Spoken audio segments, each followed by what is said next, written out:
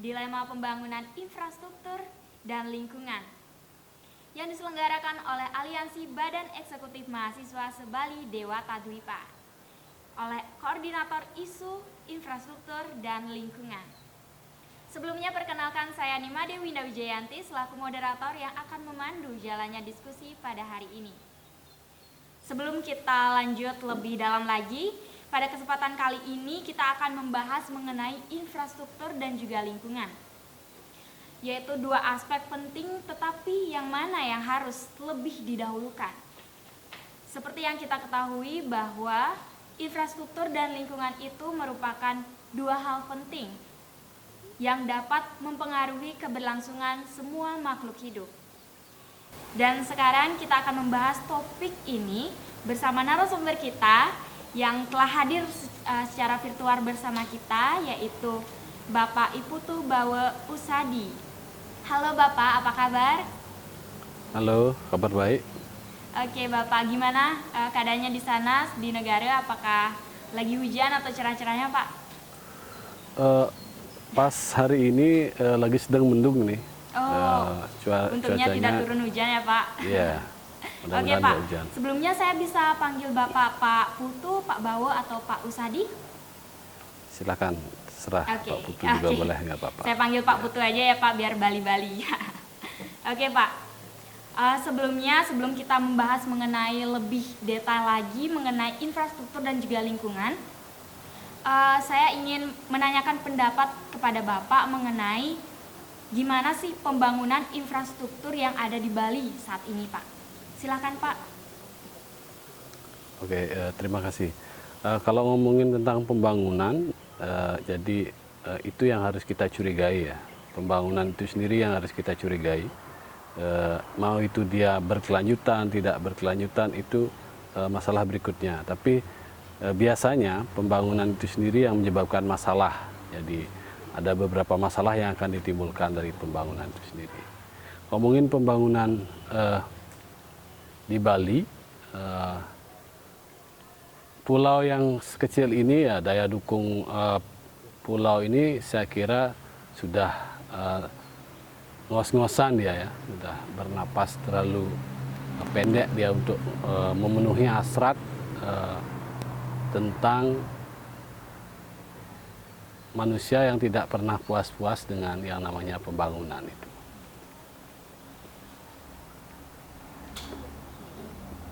Jadi menurut Bapak bahwa pembangunan di Bali ini saat ini sudah sangat banyak sehingga Pulau Bali itu bisa dikatakan saat ini nafasnya sangat pendek seperti itu ya Pak, sehingga perlu diadakan suatu kelonggaran di mana kita harus mencantumkan juga lingkungan seperti itu.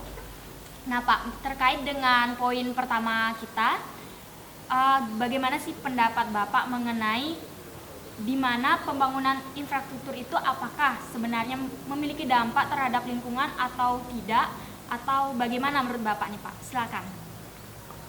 Kalau pembangunan infrastruktur pasti akan berdampak dengan lingkungan itu sendiri, karena infrastruktur tidak bisa keluar dari dalam lingkungan itu sendiri, jadi pasti akan berdampak kepada lingkungan ya. Cuman kan apakah kita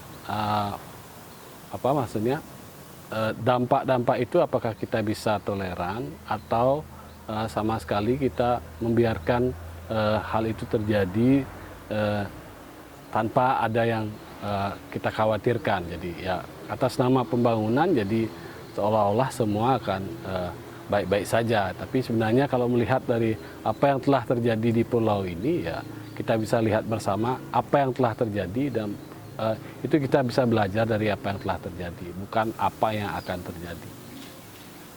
Oke Pak, menurut Bapak sekarang ini dampak di lingkungan terhadap infrastruktur terhadap lingkungan itu apakah sangat besar atau masih bisa kita olah sehingga lingkungan itu masih bisa bersahabat gitu Pak, menurut Bapak? Ya, tergantung kita melihatnya dari mengukurnya dari mana kan gitu kan. Jadi kalau teman-teman yang pro dengan pembangunan ya pasti akan mengukurnya dari cara yang berbeda dengan teman-teman yang kontra dengan kerusakan-kerusakan dari pembangunan itu sendiri. Tapi yang tidak bisa kita hindari adalah kerusakan-kerusakan itu kan nyata terjadi di depan mata kita. Nah, mau beralibi dengan dalih apapun, itu realita yang terjadi di depan mata kita. Iya, benar sekali Pak. Karena saat ini benar-benar pembangunan itu juga terkadang memiliki dampak yang negatif terhadap lingkungan seperti itu Pak. Nah, sekarang kita lanjut lebih mendalam lagi. Kita akan membahas mengenai infrastruktur atau rencana pembangunan dari Jalan Tol Mengui Gilimanuk nih Pak. Nah, seperti yang kita ketahui bahwa diperkirakan tahun 2022 sampai 2024 itu akan dibangun jalan tol dari Mengui hingga Gilimanuk Pak. Kira-kira luasnya itu 96,21 km dengan anggaran estimasi biayanya itu adalah 19,73 triliun rupiah Pak. Nah, menurut Bapak bagaimana sih pandangan Bapak atau pendapat Bapak mengenai pembangunan ini? Silakan Pak. Ya, pertama kan isu tol tidak hanya baru kali ini ya, tapi tol Bali Mandara yang pertama, terus yang kedua ada yang dibilang tol laut. Nah, sekarang ada tol Mengui Gilimanuk kan itu ya. Jadi percepatan, semua terjadi percepatan. Jadi kalau saya sendiri, pendapat saya sendiri melihat pembangunan tol ini kan urgensinya di mana kan itu pertanyaan besarnya. Apakah memang betul karena jalur Denpasar Gilimanuk tidak bisa diperbaiki sehingga harus membuat tol itu sendiri? Itu pertama. Terus yang kedua, lahan yang dipakai untuk tol itu kan kalau nggak salah ya sekitar berapa 1.000 hektar ya, kalau nggak salah ya, karena 91 sekian panjangnya. Jadi Iya, benar. terus itu akan alih fungsi lahan, yang kedua juga alih kepemilikan lahan. Jadi akses itu juga jadi penting kita pikirkan bersama, kita diskusikan bersama. Siapa nanti yang memiliki? Terus itu yang pertama. Yang kedua, jadi masyarakat yang lahannya kena tol itu kan harus merelakan untuk kepentingan bersama ya. Jadi mereka yang dulu punya sawah sekarang sudah tidak punya sawah lagi. Yang mereka punya tegalan ya tidak punya tegalan lagi. Saat yang bersamaan ketika banyak orang yang ngomongin tentang ketahanan pangan. Terus lahannya nggak ada, terus ngomongin ketahanan pangan, mau gimana? Mau nanam di awan atau di tempat lain gitu kan? Kan itu yang jadi 1.000 hektar lahan hilang untuk yang namanya tol gitu ya, percepatan. Jadi bagaimana memeratakan Bali dengan tol kan itu ya ininya bahasa dari mereka. Tapi apakah ini satu-satunya jalan? Tidakkah ada jalan-jalan lain yang bisa kita maksimalkan? Umpamanya apakah daya dukung jalan yang ada sekarang ini sudah begitu jeleknya atau bagaimana? Yang lainnya juga ada kepentingan di sana. Saya lihat ada angka yang lumayan besar juga dalam pembuatan tol itu sendiri. Itu siapa yang mendapatkan, kalau bahasa Balinya, siapa yang nyenman bati dari hal sebanyak itu kan? Itu yang harus kita pahami bersama kan. Dan ini berbasis utang juga kan, bukan berbasis uang segar yang kita miliki, tapi ini berbasis utang. Terus siapa nanti yang bayar utang itu sendiri? Jadi ngomongin tentang ada dampak sosialnya, ada dampak ekologi, dan dampak budaya juga ada di sana. Nah, kalau ngomongin dampak lingkungan ya pasti sudah barang tentu pasti sudah akan. Jadi tol itu pasti akan memotong kalau ngomongin tentang air ya pasti akan berapa saluran-saluran irigasi yang akan terpotong oleh tol itu sendiri. Nah, apakah sejauh ini sudah mereka punya skenario bagaimana saluran-saluran irigasi itu bisa diantisipasi kan itu. Tapi dengan teknologi pasti semua ada solusi kan itu di atas kertas kan. Tapi realita lapangannya apakah nanti akan seperti itu ya kita tunggu. Kan tidak bisa kita jawab sekarang, tapi setelah itu dibangun baru kita bisa nanti lihat. Ya mudah-mudahan tidak terulang lagi kejadian-kejadian yang ada di depan mata kita seperti yang terjadi di bypass. Jadi bagaimana saluran-saluran air dipotong, terus jadi mereka tidak mau begitu bertanggung jawab tentang sawah. Kanan kiri sawah jadi berubah fungsi jadi karena tidak ada air kan itu sih. Oke Pak, ternyata banyak sekali ya Pak dampak yang terjadi, yang timbul karena permasalahan ini, karena rencana pembangunan jalan tol ini kemungkinan. Nah Pak, dari dampak-dampak itu dan juga walaupun dari pemerintah sudah memberikan sosialisasi kepada masyarakat, tetapi pasti ada pendapat pro dan kontra yang mendukung dan juga tidak mendukung nih Pak. Nah menurut Bapak, kenapa sih bisa terjadi pendapat-pendapat pro dan kontra ini? Sebenarnya kan dari pendapat-pendapat ini bisa saja menjadi pemecah antara kita gitu Pak, antara masyarakat dan juga pemerintah. Nah, kenapa sih bisa adanya pendapat seperti ini, pro dan kontra ini? Kalau masalah pendapat pro dan kontra itu pasti akan terus terjadi ya, karena dua sisi itu ya. Tapi kan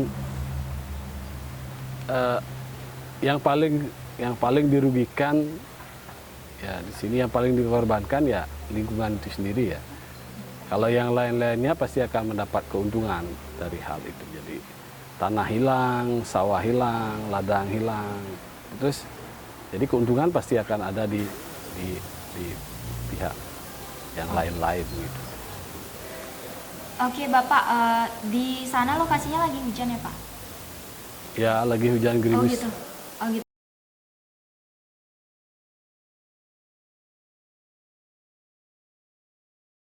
Sebelumnya mohon maaf karena ada kendala sedikit, jadi tempatnya dari Pak Putu harus diubah karena ada cuacanya yang kurang mendukung gitu Pak.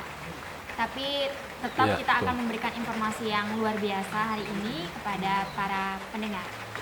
Nah Pak, kita lanjutkan dengan poin yang tadi ya Pak, karena sedikit terpotong. Jadi apa sih yang menyebabkan adanya pendapat yang pro dan kontra itu Pak? Silakan Pak.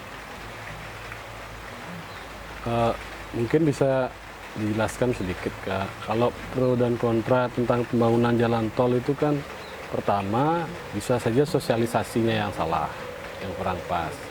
Yang kedua bisa juga dari masyarakat pesan yang disampaikan sama pemerintah sama yang ditangkap sama masyarakat bisa berbeda gitu.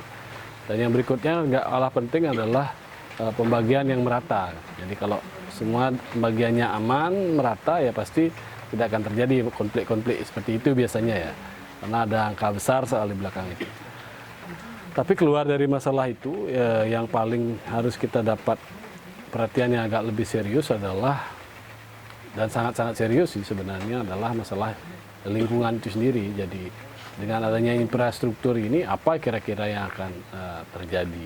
Ya ngomongin tentang pulau yang sekecil Bali ini. Jadi 1000 hektar lahannya habis hanya untuk pembangunan tol gitu. Baru satu tol dari Mengui Gilimanuk gitu. Nanti berubah lagi jadi bikin tol keliling pulau ini, kan bisa kebayang berapa yang lahan yang habis. Apa sepadat itu mobilitas orang Bali kan, yang berjumlah sekian juta jiwa ini kan. Apa harus dengan itu kita membuat percepatan perekonomian di pulau ini?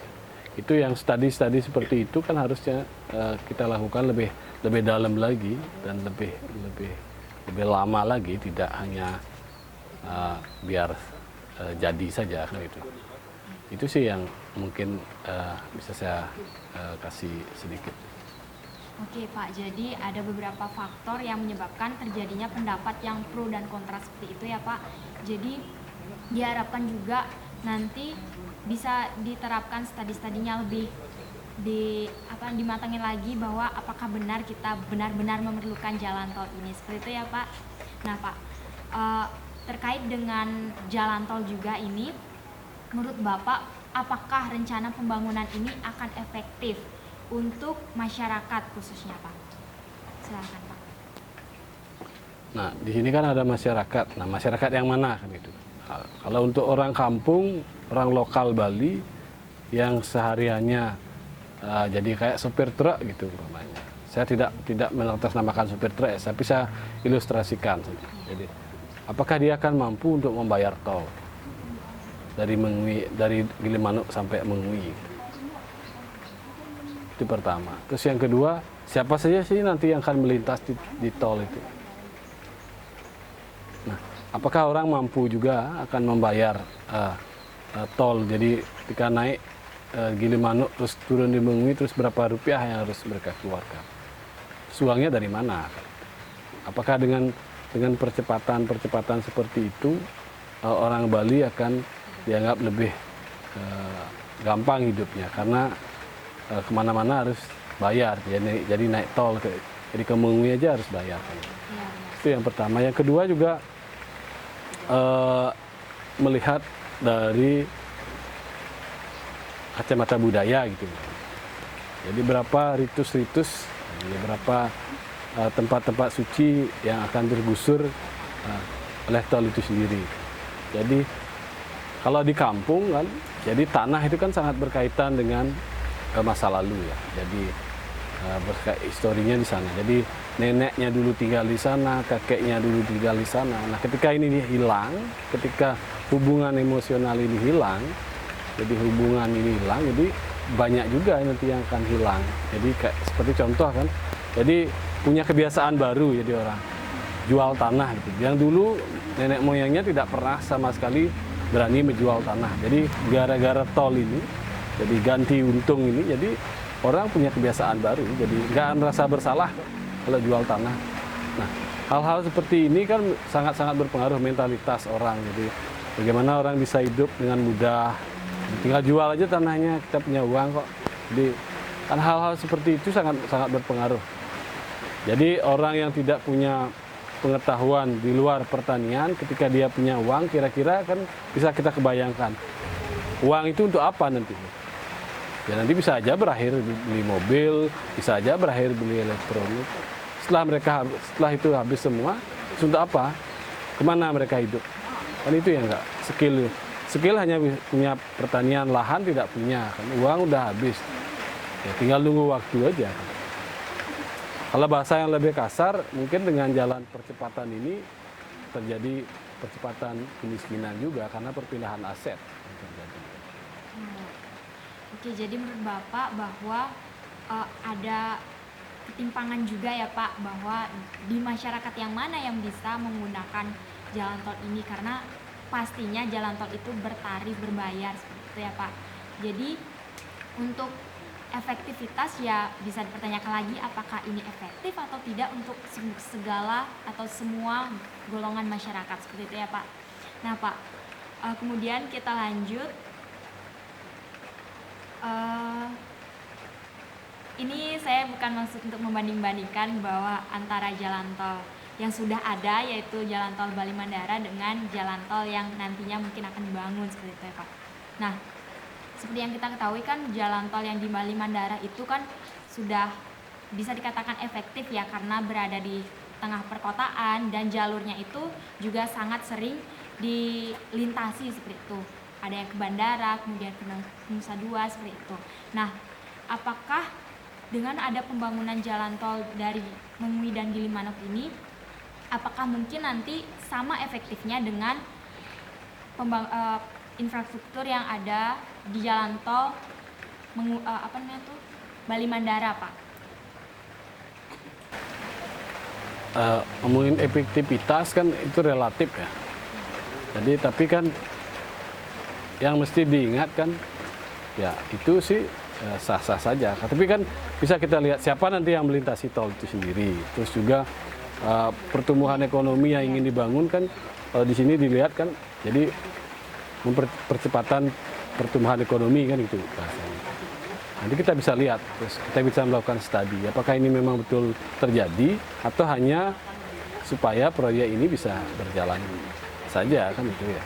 Kan nggak mesti kita bisa jawab hari ini, tapi kan waktu nanti akan menjawab apakah betul-betul efektif atau hanya jadi angka-angka yang besar ini biar bisa terjadi perpindahan gitu umpamanya. Jadi ya, karena lumayan besar sih angkanya kalau ngomongin pembuatan tol ini. Nah, yang mendapatkan untung dari ini kan siapa kan itu? Apakah masyarakat yang kecil?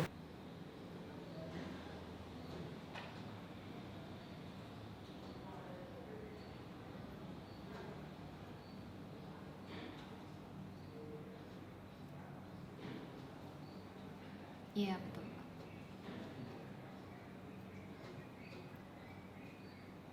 Yang atau petani atau siapa kan itu yang bisa kita lihat. Pasti teman-teman yang lain punya kajian lebih jauh tentang hal seperti itu. Oke, Pak. Nah, selanjutnya berhubungan dengan perekonomian, Pak. Sesuai dengan sosialisasi dari Pak Wayan Koster bahwa adanya rencana pembangunan jalan tol Mengui dan Gilimanuk ini bertujuan untuk meningkatkan perekonomian, khususnya di masyarakat atau daerah yang dahulunya tidak bisa diakses, hingga sekarang rencananya akan bisa diakses gitu, Pak.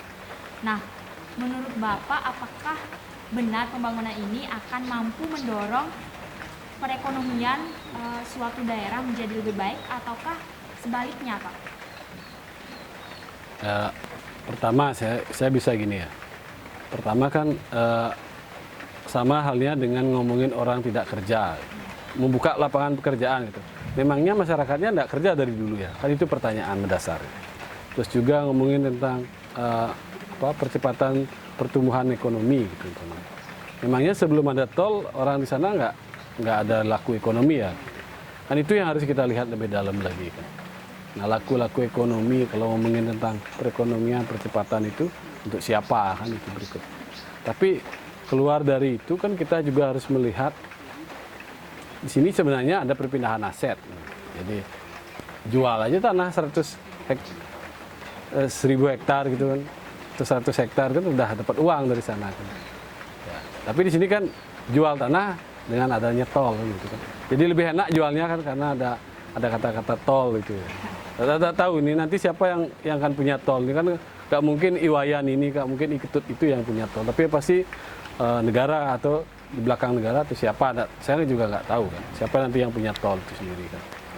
Karena nggak mungkin orang Bali patungan untuk beli tol Mengui Gilimanuk gitu kan. Kecuali orang Bali mau yang dapat ganti rugi ya beli sebagian saham dari tol itu sendiri kan. Beda lagi kan. Tapi apakah ada yang punya kesadaran seperti itu kan? Jadi tinggal nunggu waktu aja, nanti habis ganti untung itu ya jadi rugi semua gitu. Nggak tahu juga kan, kita harus lihat juga. Iya, Pak. Oke, Pak, jadi sekarang kita lanjut ke pertanyaan selanjutnya, di mana masih mengenai Gilimanuk dan juga Mengui jalan tol. Nah, Pak, kan ada itu isu-isu mengenai pembangunan jalan tol Mengui Gilimanuk, di mana pembangunan ini akan mengambil lahan-lahan warga, bahkan sampai menggusur pura seperti yang Bapak bilang tadi, ada yang menggusur sawah juga, dan juga ada isu bahwa nantinya dari pengalihan lahan warga ini ada digantikan uang seperti itu, Pak ya, digantikan, tetapi warga harus memiliki IMB atau izin mendirikan bangunan seperti itu, Pak. Jadi apabila warga yang tidak memiliki IMB, jadinya tidak bisa mendapatkan pengembalian dari tanah atau uang atau dana yang itu, Pak. Nah, menurut Bapak bagaimana tentang hal tersebut?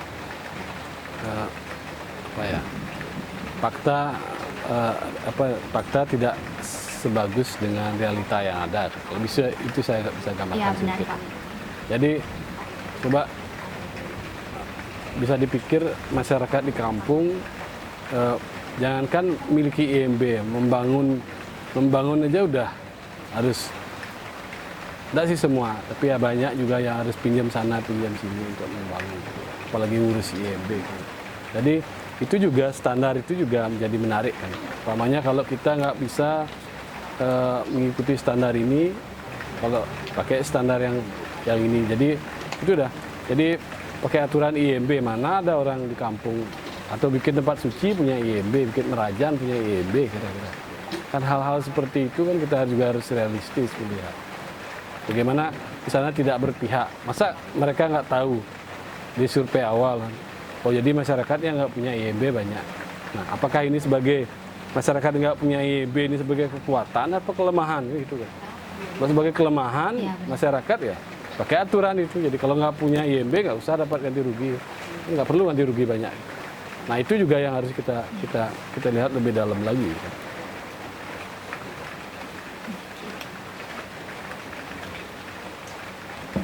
Kemudian Pak, karena tadi kan kemungkinan ya Pak juga bahwa penggantian uang itu mungkin tidak ada seperti itu atau ada syarat-syarat khusus seperti itu Pak ya. Nah, kemudian bagaimana Pak apabila pasti di sebuah infrastruktur apapun itu pasti ada yang namanya kerusakan, terus ada jalan yang mungkin berlobang atau ada beberapa hal yang rusak. Nah, semisalkan pembangunan ini dilaksanakan dan nantinya tidak sesuai dengan harapan kita Pak, bahwa di mana nanti belum ada 1 tahun atau baru beberapa bulan bangunan ini roboh dan rusak, sehingga kan otomatis juga memberikan dampak yang negatif terhadap perekonomian masyarakat sekitar seperti itu Pak. Nah, bagaimana sih pendapat Bapak mengenai hal tersebut? Ya tidak diragukan lagi itu kan pasti kan terjadi ya. Jadi jalan Ya. rusak, tidak sesuai dengan apa yang diharapkan dan bla bla bla segala macam. Nah, kos-kos ini siapa yang nanggung? Di awal kan tidak dengan jelas. Jadi kegagalan konstruksi gitu. Tidak sesuai rencana atau hal-hal apa. Ini kan siapa nanti yang nanggung? Jadi kita bisa lihat aja cermin dari Jalan Denpasar Gilimanuk aja. Jembatan habis baru aja selesai nggak lebih dari setahun udah mulai kanan kiri ujung-ujungnya udah mulai bermasalah gitu. Itu siapa yang bertanggung jawab? Iya. Ya, itu yang harusnya pemerintah lebih dalam hal ini lebih mengantisipasi supaya hal-hal ini tidak, karena kosnya sudah terlalu tinggi. Jadi kos lingkungannya tinggi, kos ekonominya tinggi, kos sosial juga tinggi, kos budayanya juga tinggi untuk mewujudkan yang namanya jalan tol ini. Jadi kadang tidak sebanding dengan dampak yang ditimbulkan. Benar sekali ya Pak. Jadi menurut Bapak bagaimana sih solusi agar mungkin nanti apabila nanti dibangun, Bapak memberikan solusi bahwa bangunannya tuh harus seperti ini atau gimana agar tidak cepat rusak seperti itu Pak? Kalau saya sih ngasih solusi saya kira tidak pas ya. Tapi kita lebih gini lagi aja, lebih realistis aja melihat apakah semendesak ini Bali, terutama Jalur Denpasar Gilimanuk harus punya tol. Apa kajian-kajiannya? Itu yang harusnya kita diskusikan lebih dalam lagi. Terus sebelum kita mengeksekusi. Nah sekarang kan di masyarakat sudah terjadi berita yang ada yang pro dan ada yang kontra. Tapi belakangan hari kayaknya hampir semua kontra karena ada angka di belakang berita itu kan. Jadi ada istilahnya ganti untung ya, bukan ganti rugi. Nah, ini juga yang sangat membuat orang terbius, apalagi situasi yang serba sulit. Jadi, itu yang juga harus kita pikirkan bersama. Nah masalah solusi, kita lebih jauh lagi, lebih dalam lagi melihat apakah Jalan Denpasar Gilimanuk sudah tidak bisa memenuhi hasrat kita untuk kemajuan ekonomi. Terus di mana masalahnya? Apakah hanya solusinya hanya tol sendiri? Itu yang harus di saat situasi sedang lagi seperti sekarang ini. Kecuali uang yang dipakai itu jatuh dari langit dan tidak perlu kita pikirkan, ya tidak masalah lah. Tapi ini kan kalau nggak salah mungkin uangnya dari hutang. Siapa yang bayar hutang itu kan tidak dibicarakan di sini. Itu yang juga Iya. harus kita lihat lebih dalam lagi. Terus jadi masyarakat perlu dikasih informasi yang berimbang lah. Jadi bukan hanya dari sisi yang positif saja, tapi juga harus diajak berpikir dari sisi yang negatif. Gitu. Seperti alih fungsi lahan, gitu, alih fungsi pengetahuan juga. Jika mereka nanti punya uang, mereka mau bikin usaha, ya jadi harus diajarin mereka untuk bikin usaha. Karena mereka sudah tidak punya lahan lagi. Hal-hal seperti itu kan harus dibuka juga. Terus juga apa dampak negatif dari pembangunan ini?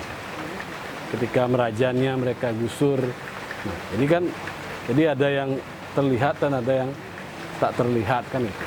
Itu juga sangat berpengaruh di isu di masyarakat. Hal-hal ini juga harusnya disosialisasikan saat bersamaan. Dampak positif dan dampak negatif, jadi bisa terukur gitu ya. Jadi ketika masyarakat memutuskan untuk ini, nanti resikonya ini, jadi mereka sudah tahu. Nanti kalau saya jalan ke kiri jadi nyemplung jurang, kalau saya jalan ke kanan selamat. Itu mau pilih mana, nyemplung jurang atau selamat? Kan itu kan pilihan pribadi-pribadi. Tapi minimal orang ngasih tanda bahwa ini nanti akan terjadi. Atau suatu saat nanti suara kebisingan gitu, hal sederhana. Jadi pas di pemukiman gitu padat gitu, lewat tol terus bisingannya seperti apa. Jadi orang kanan kiri juga harus tahu nanti Pak kecepatannya minimal 60 nanti mobilnya Pak. Nanti seperti ini suara bisingnya. Apakah mereka masyarakat tahu tentang hal itu? Kan belum sampai saat ini. Tapi kalau yang ganti untung mereka pasti sudah tahu. 3 kali NJOP gitulah. Isunya di kampung kan 3 kali NJOP kan lumayan 3 kali NJOP kan. Zaman susah seperti ini. Itu yang bisa nanti melumasi ekonomi gitu kan. Tapi jangka pendek, bukan jangka panjang. Habis uang itu ya habis, nggak ada apa-apa. Jadi benar-benar harus dipikirkan ya Pak, apa dampaknya dan juga harus disosialisasikan lebih ke masyarakat seperti itu ya Pak. Nah Pak, bagaimana sih menurut Bapak, apa sih peran kita sebagai generasi muda nih Pak dalam pembangunan infrastruktur dan jalan tol ini? Bagaimana sih peran kita sebagai generasi muda Pak? Saya kira kan peran teman-teman muda kan jauh lebih punya porsi lebih lah dalam mengambil harus dilibatkan dalam ketika mengambil sebuah keputusan yang besar. Gitu.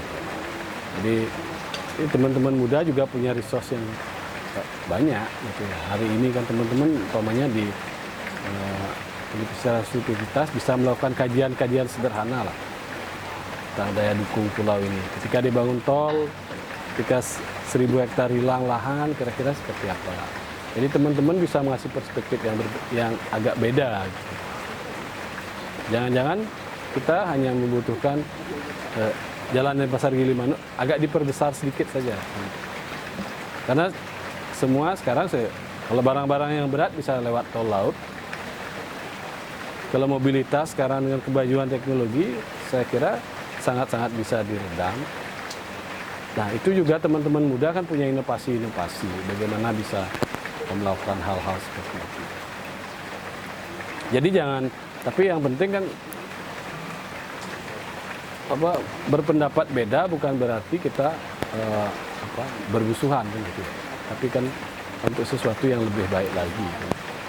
Jadi teman-teman muda saya kira harusnya jauh lebih tajam lagi, lebih dalam lagi. Kan.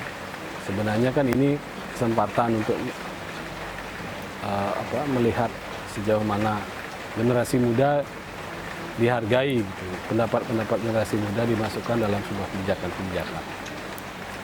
Bukan saja di jargon-jargon saja, tapi lebih ke realitanya seperti apa. Oke, baik, terima kasih ya Pak. Berarti untuk generasi muda harus lebih berpikir kritis dan nanti pendapat-pendapatnya juga harus dirangkul, dirangkul lah oleh pemerintah agar nantinya juga bisa lebih baik lagi seperti itu ya Pak. Oke, Bapak. Pak. Nah, sekarang kita sudah berada di penghujung, di mana ini pertanyaan terakhir yang menentukan dari sesuai tema kita, Pak. Nah, menurut Bapak, dari infrastruktur dan juga lingkungan ini kan sama-sama penting ya, Pak. Nah, tetapi dalam pembangunan jalan tol Mengui Gilimanuk ini, menurut Bapak yang mana sih yang harus kita dahulukan, apakah lingkungan atau infrastruktur? Menurut Bapak dalam pembangunan jalan tol ini, Pak.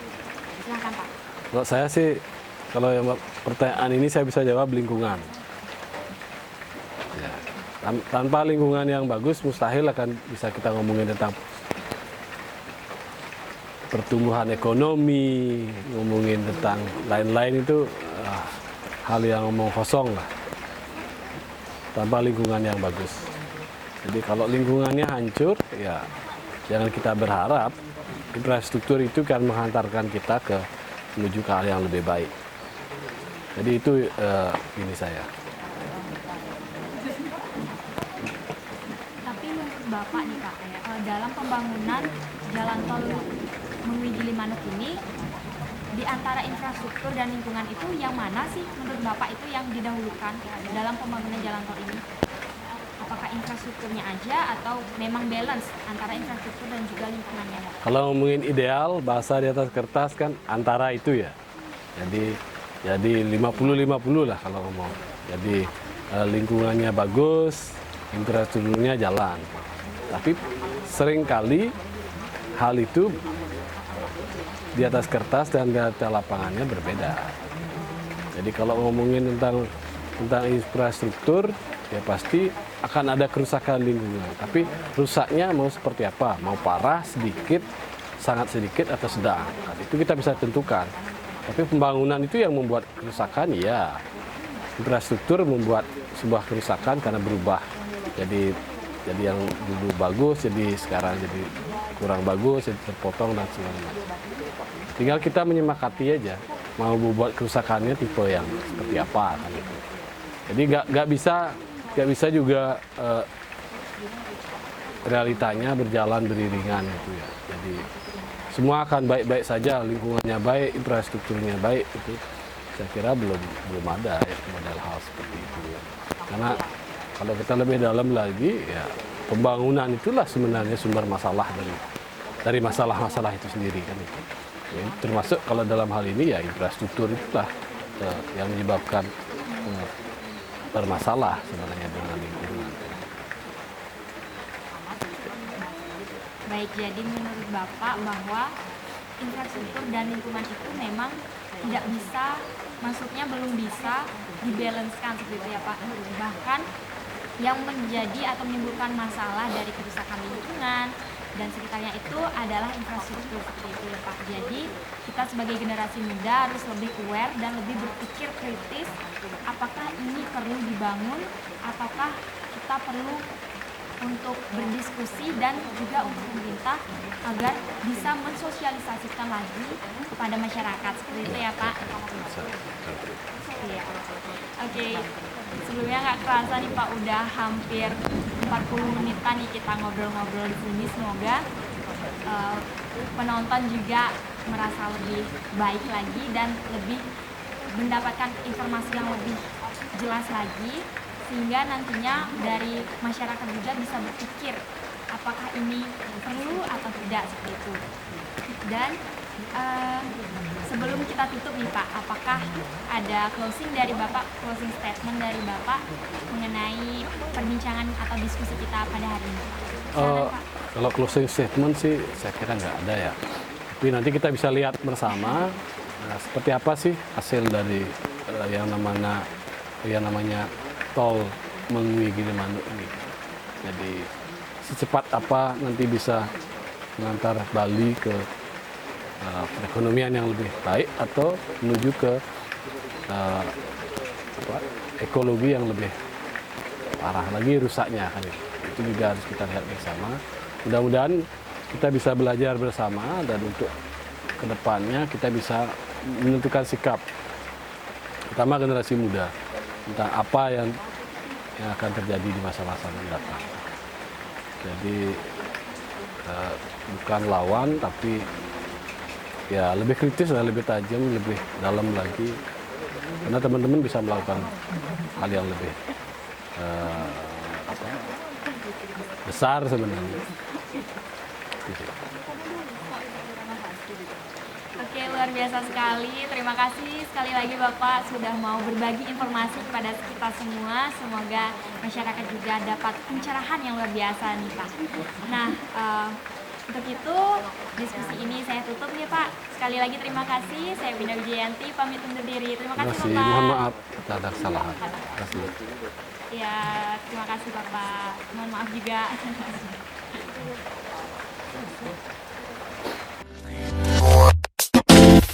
Oh,